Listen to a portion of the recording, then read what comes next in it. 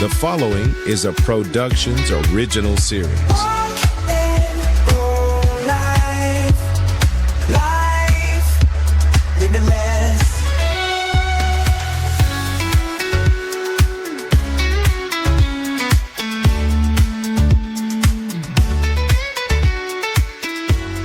Hello and welcome to Walk and Roll Live. I'm Doug Vincent, along with Eric Aguilar. I am a polio survivor, crutch user for years, and transitioned into a wheelchair user over the last 20 years. You know, I got to thinking, Eric, that I always say crutch user.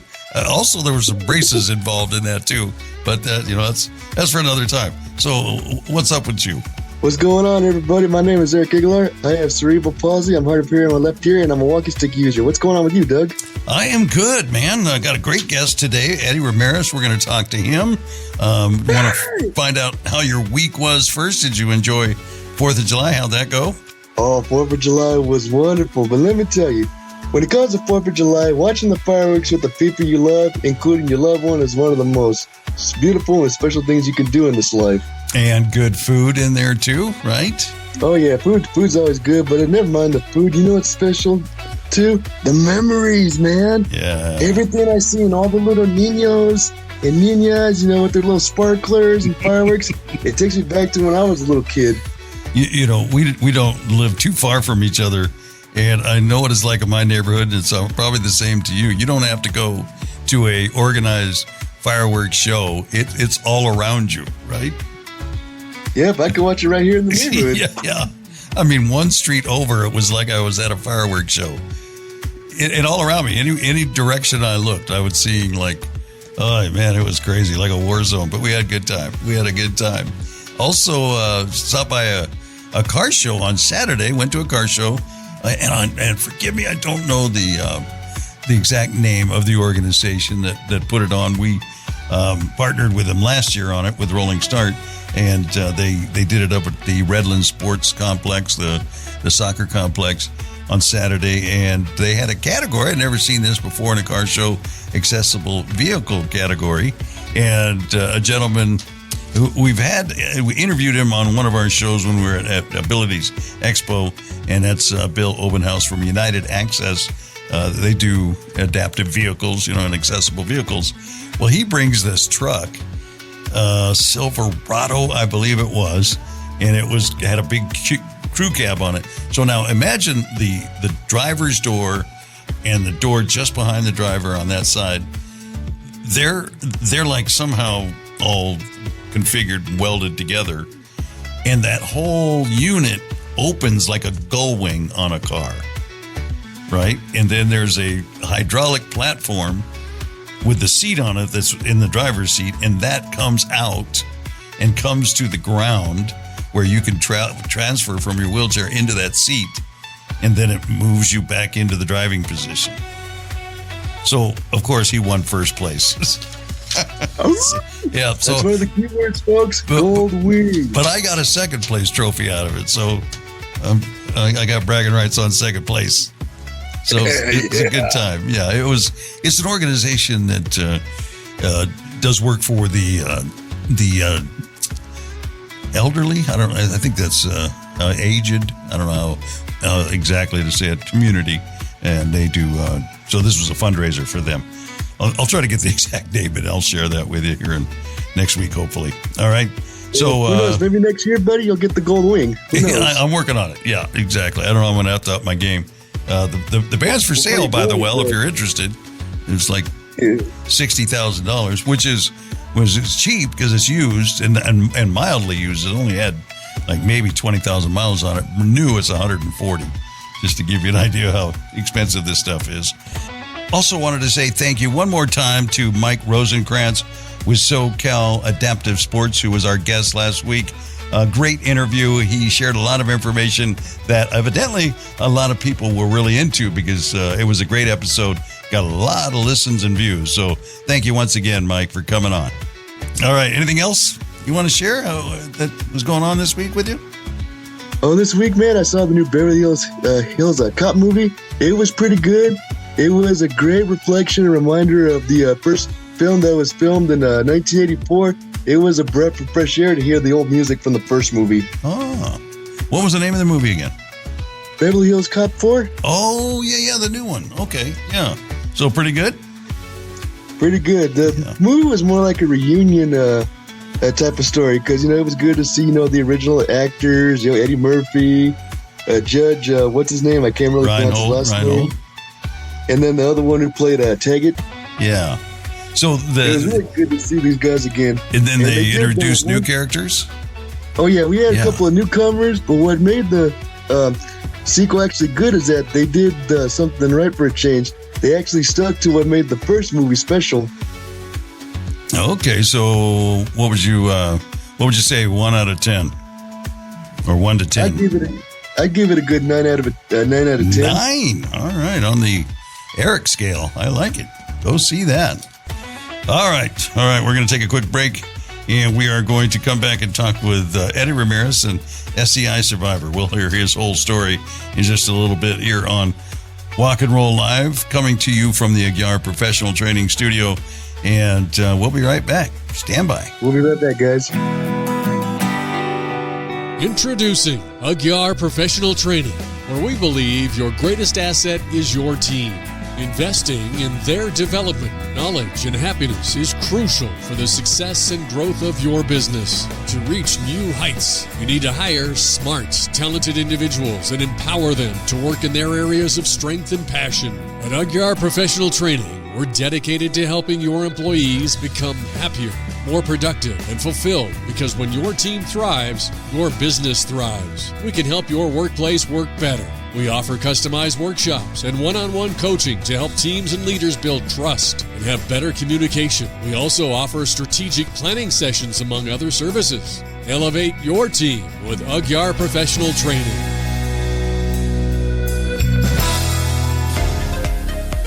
You're listening to Walk and Roll Live Disability Stories.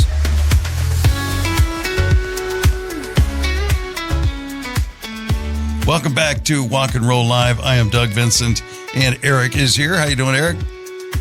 What's up, guys? Okay, how you doing, Doug? Good. And today's guest is Eddie Ramirez. How are you doing, Eddie? Doing pretty good. Thank you guys for having me on here. Our pleasure. I know we had a couple of crossed wires on my part, so thank you. Got a late notice for coming on and joining us. What we generally do, we've already done it in our open, but what we like to do is kind of describe our disabilities so that the audience has the context as we carry on the conversation. So if you could just give your disability and where you're from.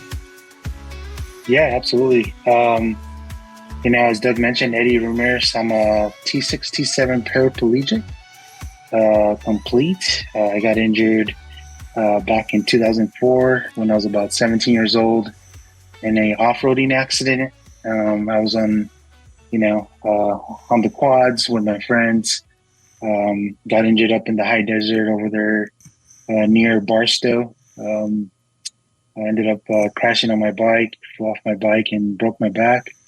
So it's been about 20 years now. I'm originally from Los Angeles, but I pretty much grew up out here in the Inland Empire. Came out here at a young age.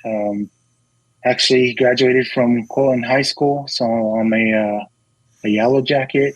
And yeah, man, that's a little bit about me. Currently, I've been married to my wife for about 7 years, and we have 2 energetic and wonderful kids that keep me on my wheels. Yes, I'm sure. And I currently live out here in San Bernardino. I work for Inland Empire Health Plan as an analyst, and yeah, happy to be on here. Excellent. Well, we'll dive into a lot of that with a little more depth as we go on. So let's start there with. Can you tell us a little bit more about your life before your injury? What were some of your hobbies and interests growing up? Yeah, I was always an outdoors person, or just doing sports. It was more usually baseball was my favorite sport growing up as a kid.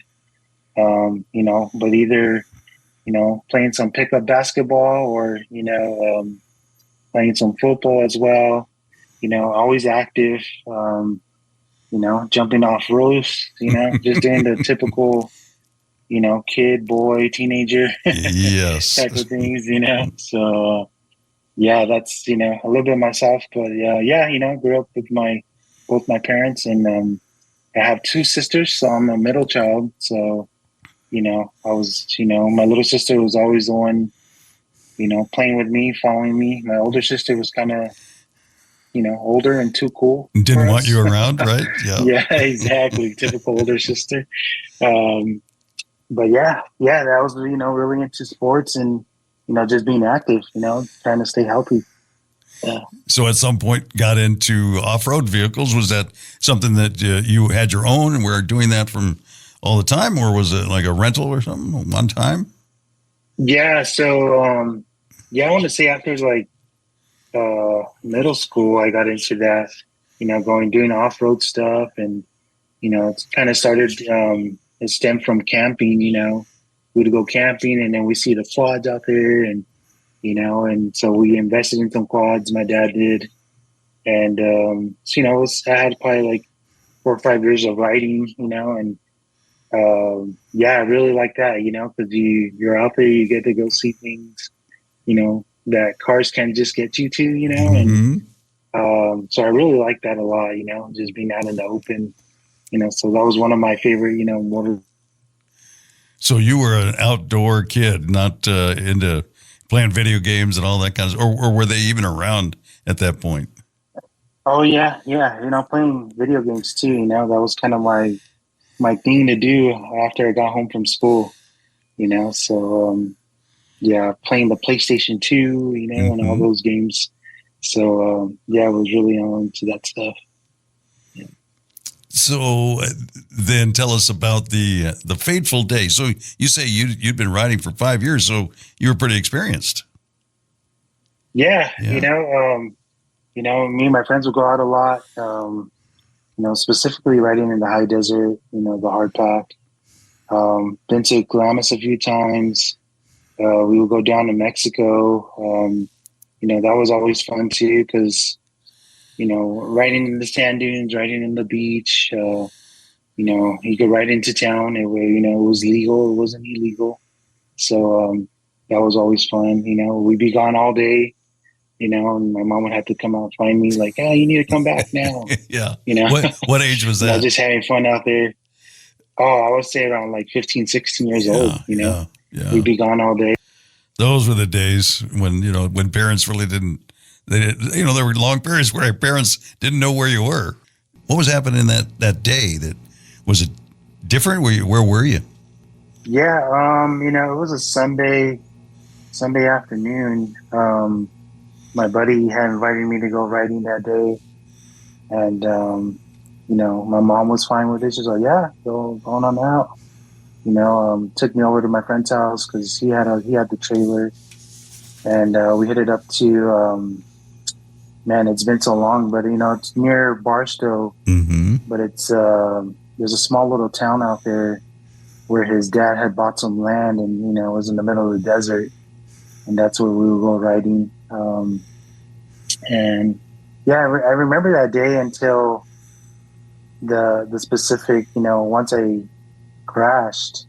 We were out there. It was in March 28th, 2004. We were riding, pretty much, throughout the day. It started to get hot. So we're like, hey man, let's head back to, the house that they had out there, and, let's get some water, let's cool down. And I remember getting on this trail, and that was it.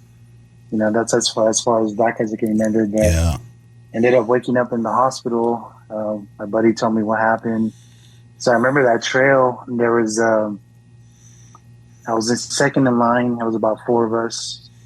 My buddy was in front of me in his quad, and I had, 2 of my other buddies behind me. And, he said he went through, there was like a ditch right there on the trail that you had to slow down. And I guess when I was going through, I was eating up his dust, so I couldn't see. But I went through, I guess, at a high speed. And when he looked back to make sure I made it through that ditch, he said I was already like airborne, about 20 feet in the air. Wow. And and he said that I landed right on my back. I was completely knocked out. And he's like, yeah, man. He's like, I just want to make sure you were alive. He was freaking out. They were able to get the ambulance out there. And, by the time the ambulance got out there, I guess I came into consciousness, but I don't remember. Mm-hmm. I guess, going, I took psychology, I majored in psychology, and they tell you when you go through a traumatic event, your brain shuts off. So you don't remember it, right? So, because, it's, you're going through something that's, pretty crazy. Yeah. And, survival kind of a mechanism. Yeah, exactly. Yeah. And an ambulance came out and they were like, hey, he needs to get airlifted. I guess, it's pretty critical. So, one thing I do remember is the helicopter coming by. I remember that noise, the blades, Mm-hmm. Turning, and they got me over to Loma Linda within like 20 minutes. Wow. And, from Barstow to Loma Linda. So it was pretty quick. My buddy tells me, he's like, man, it was so hard to call your mom. I didn't know how to explain it, because, they thought, he called him, he's like, hey, Eddie's pretty bad. They're taking him in a helicopter over to Loma Linda. At the time we lived in Colton, so, Loma Linda's not that far from there, probably, like a 15-minute drive, 15-minute drive. And, I was in the emergency room, and, my mom told me when she got there, she's like, oh, when I saw you, it was like a nightmare, because you were hurt pretty bad. So, I ended up, had a burst fracture on my T6, T7 vertebrae, completely severed the, spinal cord. Mm-hmm. That night they did some surgery to repair my back. And, I woke up, remember like coming to consciousness probably like a week and a half later. Wow, so it was a week and a half between the accident and when you were conscious enough of what you remember. Right. Yeah. And I was like, man, what's going on? What happened? Yeah. And they basically told me like, yeah, you got injured. You're here at Loma Linda. That's what I remember. I was there about close to about 2 months. Going from I was in ICU for about a week, and then they send you over to inpatient rehab. So I was there for a little time, and then got out, and it was like May 20th. So and then I was a senior in high school at that time. So while I was at the hospital, they sent over what do they call that? Homeschool teacher. Okay. So I could, at the time. But as soon as I got out of the hospital, you're like, what do I have to do to get out of this schoolwork? Yeah, I know, right? But I was okay with it because I was like, I just want to graduate. Yeah, I'm a senior. So I remember May 20th is when I went home. So from stories we've had here on Walk and Roll Live, it's interesting that and I'm sure it has to do with the nature of injuries and all those things, but man, there's been some people that seem like they're out of the hospital within a week or two. So I think this is one of the first stories where somebody's been in, quite a long time. So it really kind of speaks to the severity. Yeah, and I thought, man, I was like, man, when am I going to get to go home? Yeah. So you were mentally ready to go before physically. Yeah. So that's a good point that you made. I was mentally ready. Yeah. Because when you go home, then reality sets in. And you're like, so at what point do they start rehab? They started right away, because I like I mentioned, I was in ICU about a week and a half, As soon as a room opens up in rehab, they send you right away. So they start moving you. Yeah. As soon as we can, and you start, doing mobility, they start doing weightlifting, trying to get you stronger, all that good stuff. Yeah. So you were at East Campus at Loma Linda for rehab? Actually East Campus wasn't there yet. Oh, okay. When I got injured, I was at the main hospital. Mm-hmm. The only thing that was at East Campus was the outpatient therapy. And, that's where I went for, I want to say for about 2 years I was there. Yeah. And do you feel like it really helped? Yeah, absolutely. Yeah. I go back and I talk to my mom about like how pushy these physical therapists were when I was an inpatient, and like, no, you got to do it on your own. You got to figure it out, and I'm like, I'm in a wheelchair, I need help, Yeah. at that time, right. But, even going to outpatient rehab, that really helped me to get stronger. It was when I was an outpatient when I started driving, and, Wow. I would take myself to my therapy appointments, and they even worked with me like, how are you going to get into your vehicle? What's easier? How do you load your chair in? My parents bought me or helped me get my first vehicle after I got injured. It was a F-150. It was a truck. So Yeah, you needed to be strong to get up in there, huh? yeah. So, I learned, a certain way how to get in from, meeting other guys, that had spinal cord injuries. And then, once I was done with outpatient rehab, I learned how to get in a different way, a lot easier, but using my strengths, So, Yeah.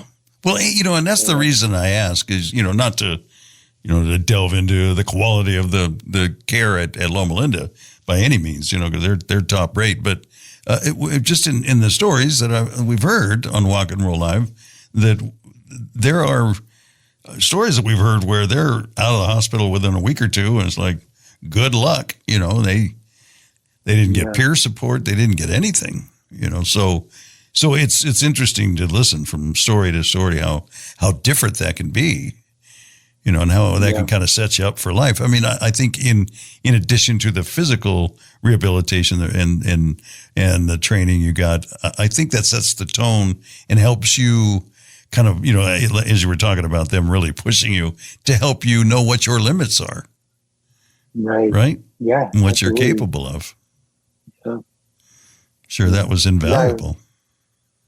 Yeah, at the moment you're like, man, these people are like on me, but Yeah, they're torturing like me. you're saying, yeah, I was very fortunate to have a team like that, that, was very supportive, that were willing to push me, to my limits, because, that's what's ultimately going to make you independent, once you start, living your life after the injury, right? Post injury. So. And maybe you can talk a little bit about that, because I know you through your experience, through Loma Linda, through Possibilities, that's where I met you when you were playing basketball for the Rolling Bears, and love to hear a little bit more about that. But all of those things kind of set you up to help you realize that there is a life after this disease or injury. I'm sorry, and where I think a lot of people, and rightfully so, something like this happens, and you were at that age where I'm sure you were beginning to think about, what is my life going to be? You're into your teen years, and life on your own is right around the corner. Now all of a sudden that's interrupted. So what are your thoughts about that? What was your mindset? Absolutely. I think in inpatient rehab in the hospital, when I found out, like, hey, it's most likely you won't be able to walk again, you start thinking, you have a lot of time in the hospital. I'm like, man, what's my life going to look like? Am I going to be able to have am I going to be able to get someone, married to someone who's going to love me for me? Yep. Or what's that relationship going to look like? Am I going to be able to live on my own independently? Was a big one too. Yeah. And and that's what they're there to help you, to get you ready for, to live an independent life, and kind of, put you on the right path. Right. And then I know, like you mentioned, right, Possibilities and just meeting other individuals, from the disability community, getting connected to the basketball team, not only that was that, playing basketball was that good for me physically, but also emotionally and mentally, right? Because these guys understood me, we understood each other. And I was like, oh man, these guys were setting the example for me. I'm like, man, this guy's living on his own, drives, has a, good career. Yeah. And, at the time I was only like 17, 18 years old. It was like the beginning of, my, I guess like, adulthood, right? That next adolescence chapter. into adulthood. Yeah. So then you really see thriving examples right there in front of you. Right. Yeah. Yep. That's got to be awesome. So it sounds like family and friends, they were there to support you as well. Yeah, absolutely.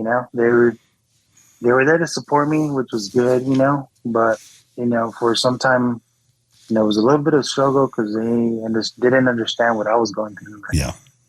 The support was there. It wasn't until I started meeting, I had a peer mentor come in to visit me, when I was in the hospital, a good friend of mine. And, that kind of gave me a boost of energy, like got me out of my funk when I was in the hospital, because, you go through denial, you go through, there may be a little bit of depression and down, from understandably, life, right.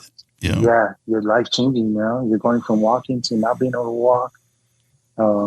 And, that's a big, huge support to have that in your life.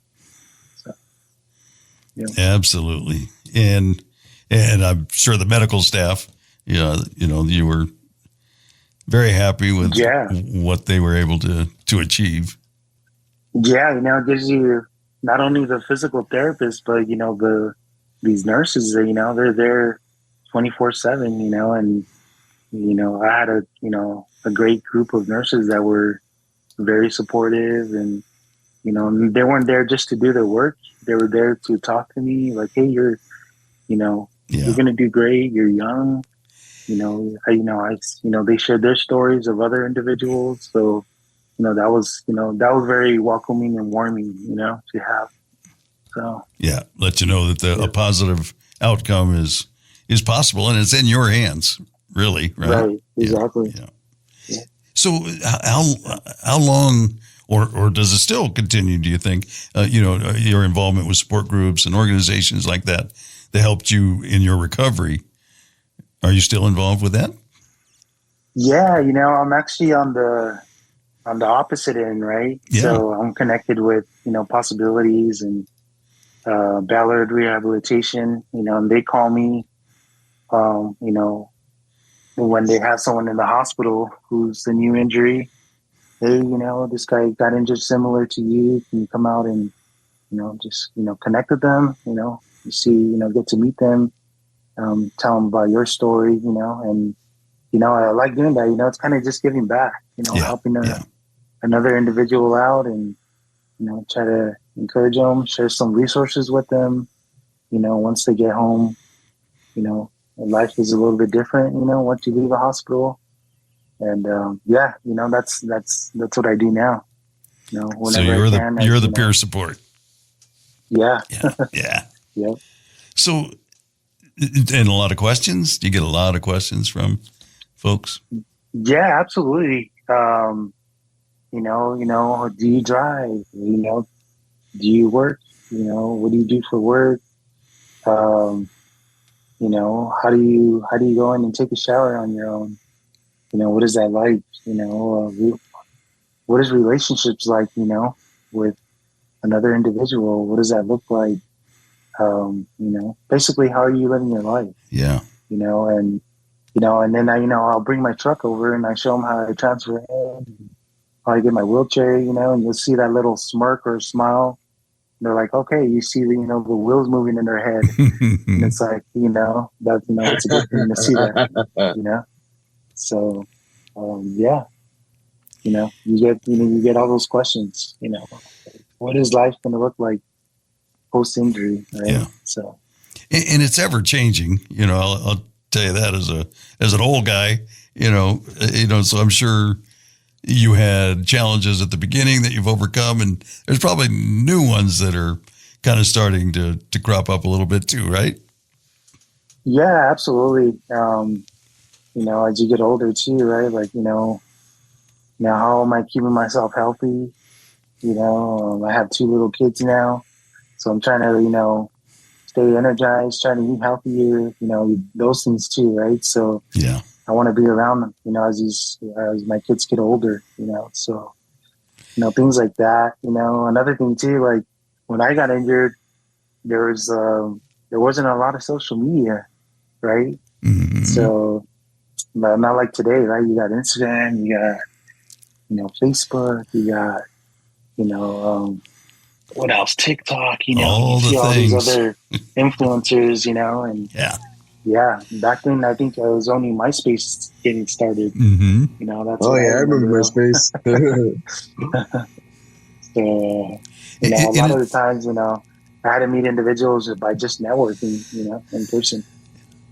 Yeah, it's amazing how many of those influencers are doing those things like you were just talking about, doing how-to videos on how to transfer and so many things. They get into the the very intimate parts of it, Right. which I'm sure you got a lot of questions on, and that's where it starts, and then they kind of turn into motivational speakers. It's all great. There's so much now support and education and awareness going on. It gives folks an idea of what our lives are like. Yeah, absolutely. You got YouTube, that's another big platform. Yeah. So, a lot of these new injuries, that's readily accessible to them. They could start seeing videos like that, right? Other individuals showing sharing their experience, how they went through it, so, there's a lot of pros about it too, right? So, yeah, which is really good. Do you have any new interests or hobbies that you have post-injury that you never saw yourself doing? I'm still playing wheelchair basketball. Mm-hmm. But new interest is like, after my injury, I got into fishing. I like doing that. It's peaceful, it's calm. You do have to have the patience for it, but when you catch a fish, it's rewarding. Mm-hmm. And actually, one of my buddies that I met, after I got injured, I think you guys just had him on your podcast not too long ago. Was that Eric? Eblin. Yeah. Yep. You have the mic? Yeah. Eric Eblin, he's the one that got me, showed me some stuff about fishing. We went fishing together, and I got hooked. So that was pun intended. Yeah, no pun intended. So I like doing that, and another sport too that I just getting into is cornhole. Oh. Yeah, and they do have an adaptive league. I've been looking into that, and I like that game, because I could play against other individuals who don't have a disability. Yeah. And so you're talking about a league? Is that what you said? So yeah, they have an adaptive league. That competitive side of Eddie coming out. Yeah, I like playing these sports that are competitive. So it's not as aggressive as basketball, but it still has competitiveness, mm-hmm. which is cool. So it's a little bit more safer. Yeah, I like it. Man, that's good. So, and then I think you talked about this a little bit about giving back, but how do you advocate for others who have gone through some of these similar experiences? Yeah, I mentioned doing the peer support, but also, just seeing the things, around us, being in the real world. Not everything's accessible, right? So, I'm trying to think of the last thing, if I'm advocating for myself, I'm advocating for, my fellow members with disabilities too, right? For regarding access, right? So, wherever I go, or even just connecting with a new individual that I see at a theme park, like, hey, you don't have to wait in line. They have this pass for you. Knott's Berry Farm has that, Disneyland. Yeah. When I first got injured, I was a little bit more timid and shy, but now it's like, no, like gotta advocate for not only for myself, but the future, of our disability community. And most of it, I feel, is just a little bit of education. It's not like people are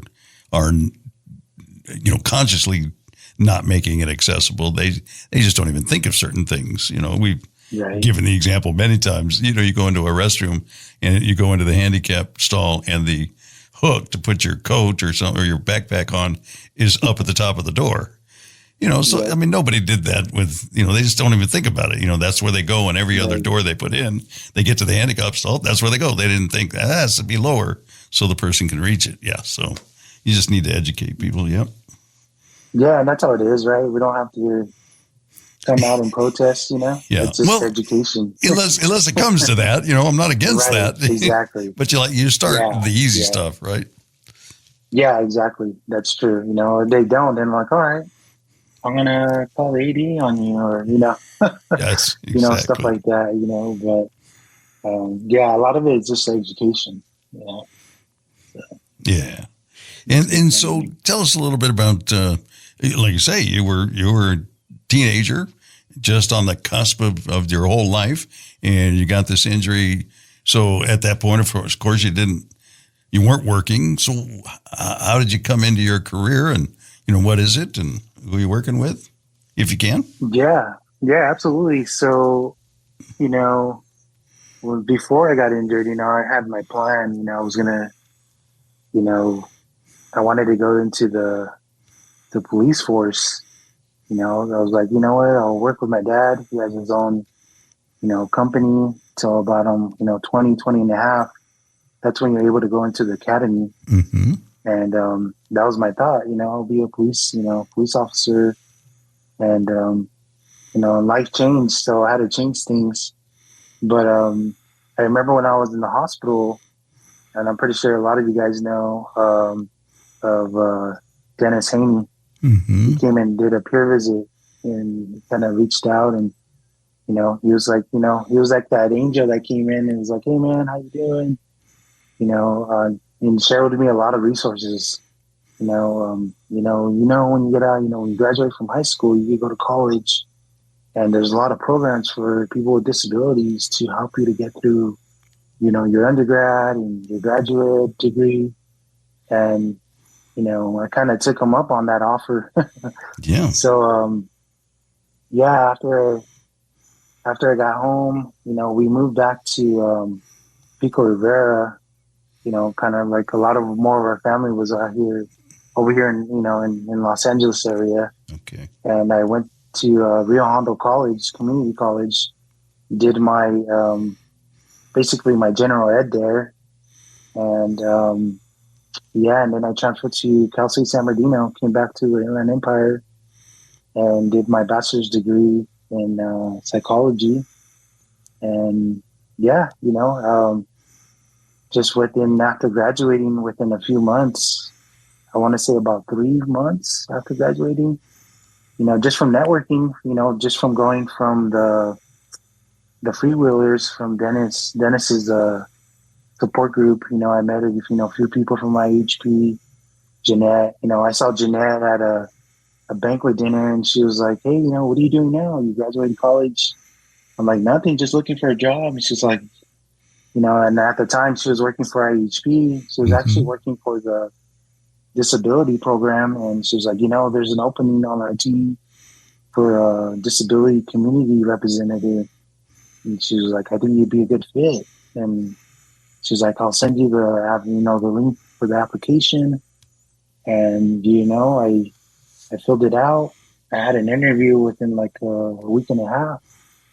And I started working at IHP, and I've been there about 8 years now. Started as a outreach rep, and basically went around Riverside County, kind of, just connecting with community-based organizations that we can partner with, and showing up at, community events, setting up tables, just sharing the programs that IHP has, and did that for about 3 years, and then promoted to an analyst. So basically working with contracts for programs that, that support the community. And yeah, so been there 8 years now and loving it, and kind of learned a lot about the community disability once I got into there, in that program, and just learning how to serve our community, so that was, yeah. So that's where I'm at. I don't know if you've put this together, but so you had a servant heart. You wanted to go into the law enforcement field, but you're getting to do that in this field, serve, your fellow man, if you will. Yeah. Yeah. At a different capacity, right? Yeah. So yeah, I never put that together. That I'm glad you did that, but yeah, I guess you could put it that way. Yeah. I like to help others, whenever I can. Well, that is awesome. Thank you for sharing your story. And yeah, right. And I appreciate you again very much for coming on at kind of short notice. And you're working today. You're talking to us during your lunch break. But one final thing, just want to ask about looking back. Is there anything you wish you'd known or done differently during your recovery? And what would you like to kind of share with maybe some of the folks who are just starting this journey, maybe listening to this? Yeah. That's a good question you have there. I think one big thing, over the time when I first got injured, once I became independent, I was okay with moving forward. I was constantly seeking the approval of the world, right? As a person with a disability, right? Because I changed. I went from walking, and now I had to use a wheelchair. Yeah. To be independent, and in that time where I was, driving, I was independent. I was, I was kind of like living my life, partying it up, and trying to seek everyone's approval as, hey, I'm still normal, I'm still human as a person, and and the whole time, I'm pretty, have a relationship with God. I'm close to God now. And it was about like 10 years ago where God was like kind of speaking to me like, oh, I love you as you are. You don't have to do all these things to get the approval of this world. I'm your creator and you are loved. And once I felt that, I was like, man, like, why did I do all those things, to be cool and get the approval of this world where, you are as a person, you're loved, and no matter who you are, what you think as a person with a disability, continue to move forward and don't worry about what this world's going to think about you, but keep moving forward, and don't hesitate, and I think that was my struggle, right? Like, how is this world going to look at me? And I had that moment with God, and I was like, man, I felt loved, and if you're out there, you are loved, and don't worry about what other people think about you. Just keep moving forward, and that's going to get you places. So that's one thing I want to share. I like it. I got to put you on the spot with that question, and you came up with a great answer. Thank you. That's good. All right. Well, we'll kick you loose. Eddie Ramirez, thank you for joining us on Walk and Roll Live. Appreciate it. Thank you guys for having me. It's always a pleasure. Yeah, thank you for having me on here, and I appreciate you guys, and I'll see you guys soon.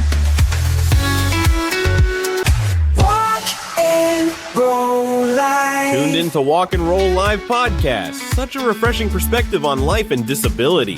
Love it. Every episode brings a new story that's both inspiring and eye-opening. Can't get enough. The hosts make you feel like you're part of a genuine conversation. Walk and Roll Live is my weekly dose of positivity. Walk and Roll Live is a game changer. It's not just about disabilities. It's about embracing life's challenges with a smile. Highly recommend. My go-to podcast for real, unfiltered conversations. It's like having a cup of coffee with friends who share incredible stories. Walk and Roll Live. Welcome to Walk and Roll Live with Doug Vincent and Eric Aguilar. And they're so happy for your life. And they're so fine.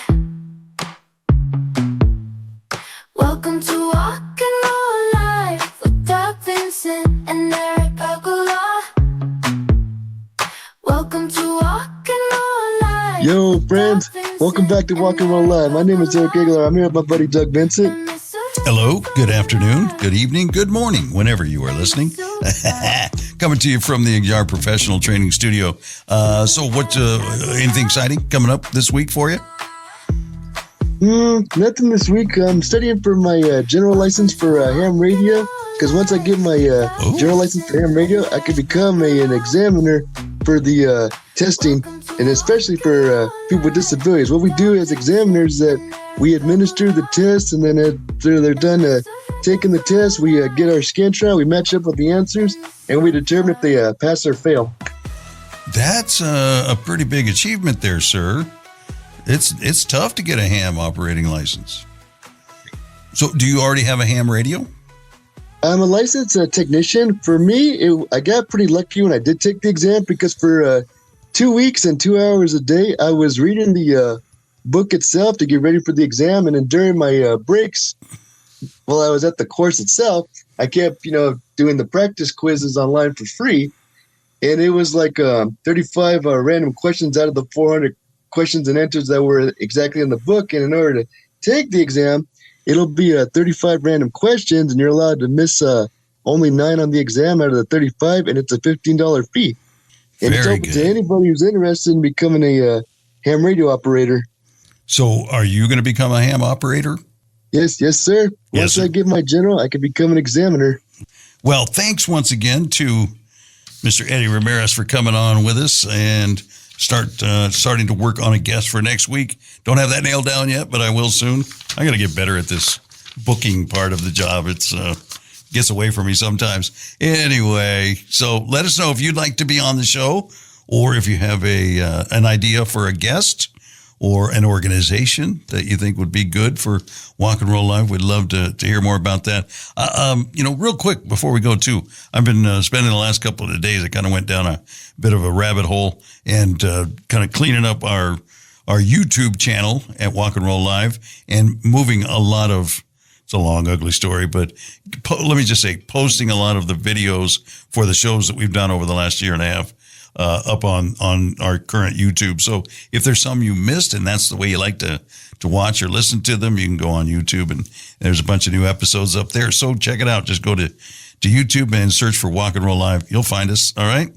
And if you're looking for resources pertaining to your disability, we have a resource page on our website, walkandrolllive.com. Just hit the events page or the resource page. And if you don't find resources for your particular disability, let us know. We'll try to track it down. I've gotten a couple of new emails here just in the last couple of days for some new resources. So I kind of like to vet them before I put them up. So I'll check them out and put them up there if I think. And I think one might even turn into an interesting topic that we could talk about here on Walk and Roll Live. And then also the Disabled American Veterans Post 12 in San Bernardino, California is having a big open house kind of a thing on July 18th. It's up on the website. You can get more information about it. Just go to the events page and it'll click it through to to their website, and you can get more details.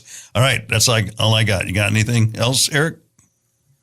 Other than that, I'm planning on going to Crystal Cove at least once or twice this summer. Mm-hmm. It's one of the most beautiful spots in California. I was thinking, going down to the beach for the day with my darling, and then we'll probably go eat at the Shake Shack near the beach, and then maybe do a little bit of hiking. Very nice, and it should be a lot cooler, right? Yeah, buddy. All right. Well, enjoy, and I want you to tell us all about it when you do it. Thanks for listening. I'm your host, Doug Vincent, along with Eric Aguilar from the Aguilar Professional Training Studio. This has been Walk and Roll Live, Disability Stories, Life Limitless. Until next time, guys. Rock on. Walk and roll life. Life's the best. Walk and roll life. Life limitless.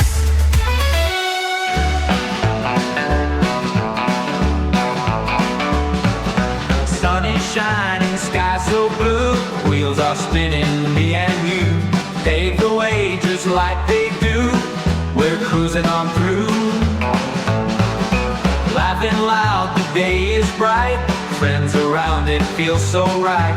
Every turn is pure delight in this summer life. Walk and roll, we're gliding by. Feel the breeze beneath the sky. Together we can touch the high. Summertime, no need to try. Waves of joy, we ride with flair. Every moment without care. Spread the love, share everywhere. Life without compare. Stories told, we're side by side. In our hearts we take the ride. Turning wheels, life's our guide. Feel that inner pride. Walk and roll, we're gliding by. Feel the breeze beneath the sky. Together we can touch the high. Summertime, no need to try.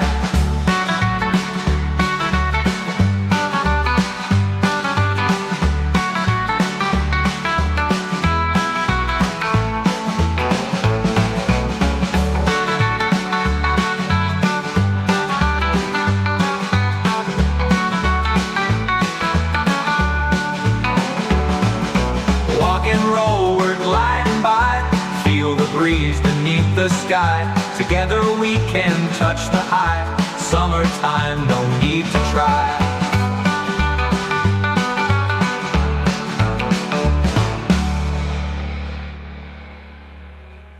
Walk it up, we're always riding by. Feel the breeze beneath the sky. Together we can touch the high. Summertime, no need to try. Stories told, we're side by side. In our hearts we take the ride. Turning wheels, life's our guide. Feel that inner pride. Walk and roll, we're gliding by. Feel the breeze beneath the sky. Together we can touch the high. Summertime, no need to try. Waves of joy, we ride with flair. Every moment without care. Spread the love, share everywhere. Life without compare. Stories told, we're side by side. In our hearts we take the ride. Turning wheels, life's our guide. Feel that inner pride. Walk and roll, we're gliding by. Feel the breeze beneath the sky. Together we can touch the high. Summertime, no need to try.